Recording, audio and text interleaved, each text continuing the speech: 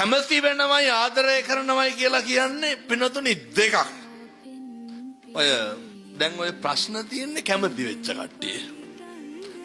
ඔය ගැටලු තියෙන්නේ කැමති වෙච්ච කට්ටිය. නේ අර netāndaya රූපොඳේ කන්නගුල් වැටිලා එනේ.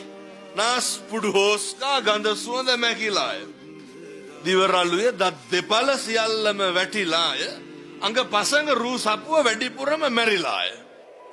එතකොට මේ කියන ජරා ස්වභාවයට බුදුහාමුදුරෝ දේශනා කරපු ඒ කියන ව්‍යාධියට පත් වෙනකොට අර කැමැත්ත කියන එක නැති වෙලා යනවා.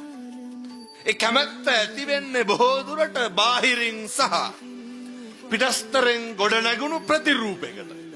ප්‍රතිරූප කියන ඒවා හැම වෙලේම වෙනස් වෙනවා. ප්‍රතිරූප කියන ඒවා හැම වෙලේම ස්වභාවයට යථාර්ථයට මුහුණ දෙනවා. අර ආදරය කියලා කියන්නේ හැඟීමක් නේ.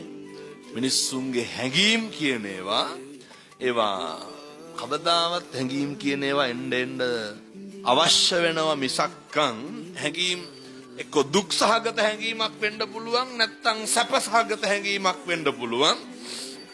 ඔය සිතුවිලි හැඟීම් ඒවා නිරන්තරයෙන්ම එකම විදිහට පවතිනවා. ඒක හැබැයි ඒ හැඟීමේ විදිහට තියනවා නම් විතරයි.